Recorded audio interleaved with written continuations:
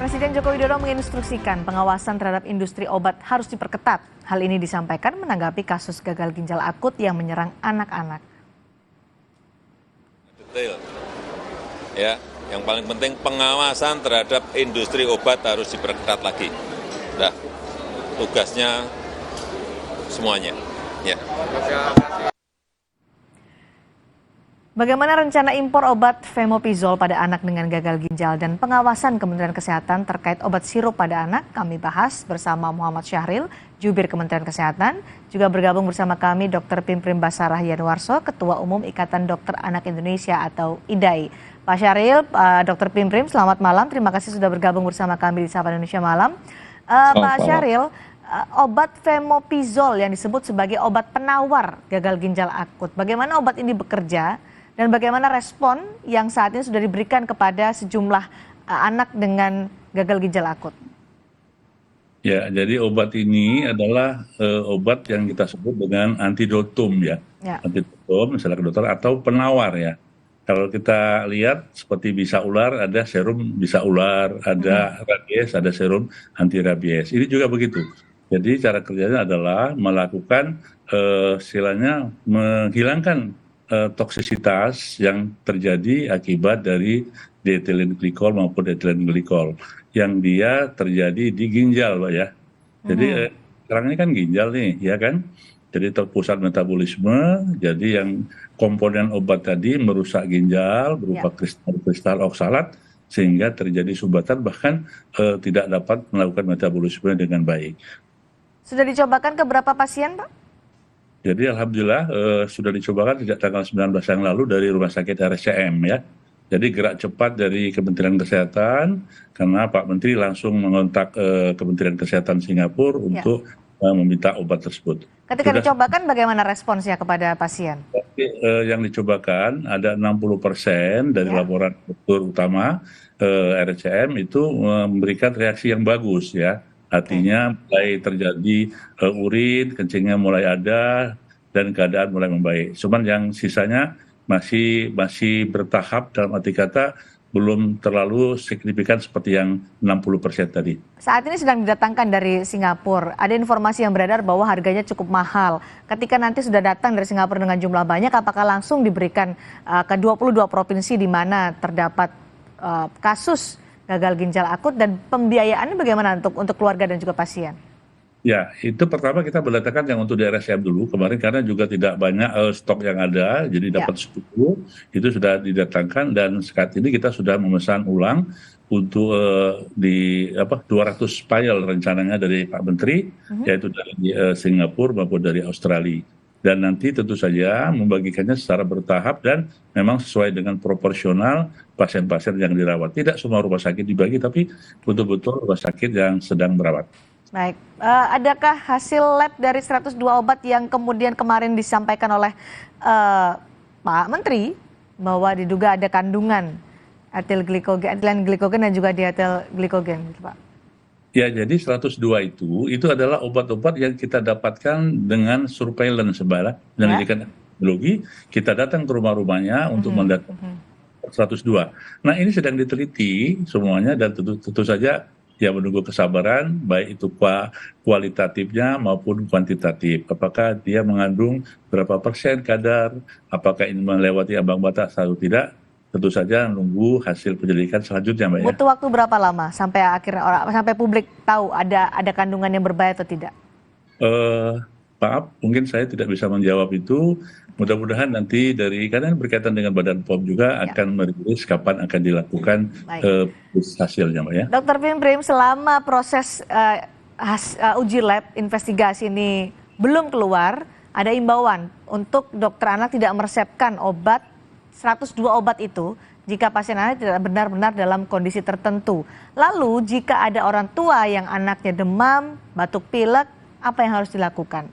Karena biasa mereka menggunakan obat-obat yang kemarin disebutkan diduga tercemar oleh ethylene glikol dan juga diethylene glikol.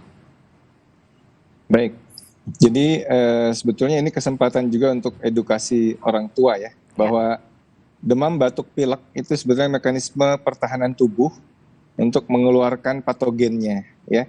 demam itu untuk menghancurkan virus atau bakteri yang masuk. Batuk pilek juga sama untuk mengusir patogen yang ada di dalam tubuh. Oleh karena itu selama anaknya aktif ya, masih bisa konsumsi makanan, masih aktif ceria, itu yang perlu dilakukan adalah istirahat ya.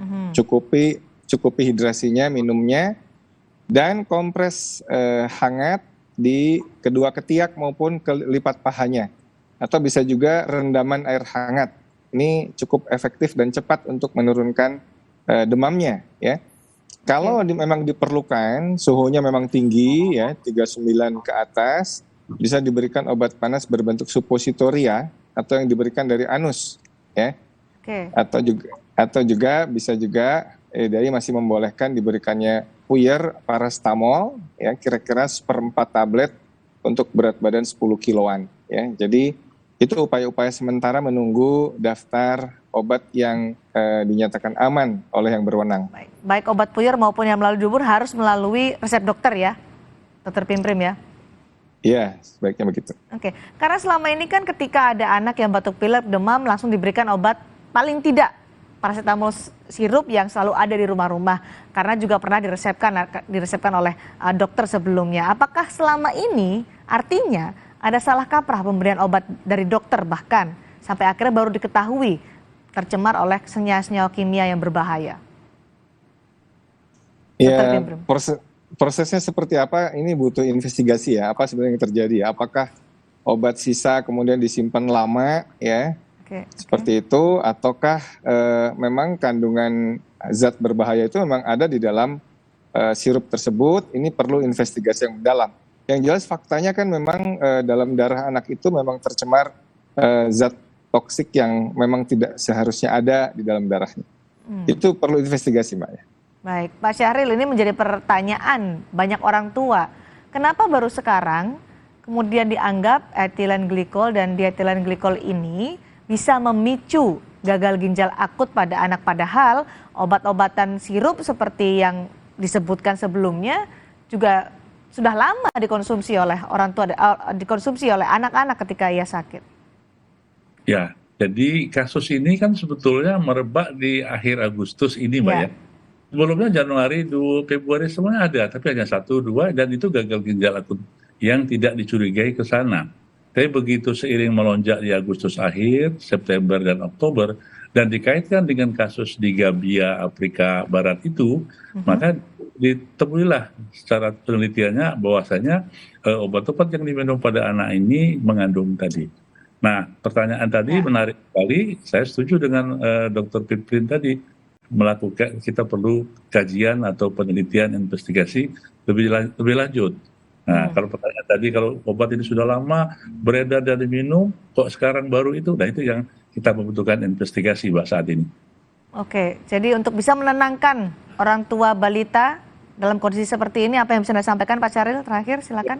Jadi yang pertama, ada satu yaitu mengetahui gejala khas dulu, Mbak ya, agar tidak terjadi lagi pada bayi-bayi atau balita kita, yaitu frekuensi dan volume kencingnya menurun, ya, kemudian juga sampai kadang-kadang tidak bisa buang air kecil, itu satu.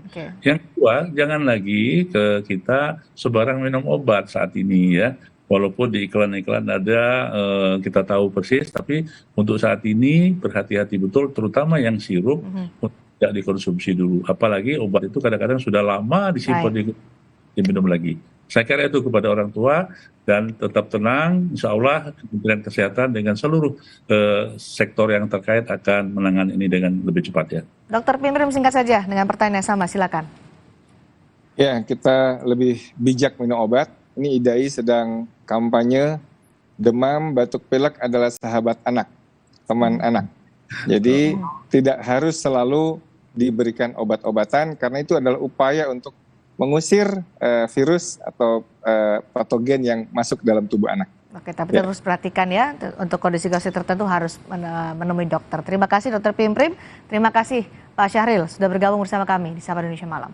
Ya, salam. Saudara, 6 pemuda asal Tiongkok meraih 10 medali emas dalam keterampilan membuat robot di World Skills Competition Perancis. Informasi selengkapnya usai jeda.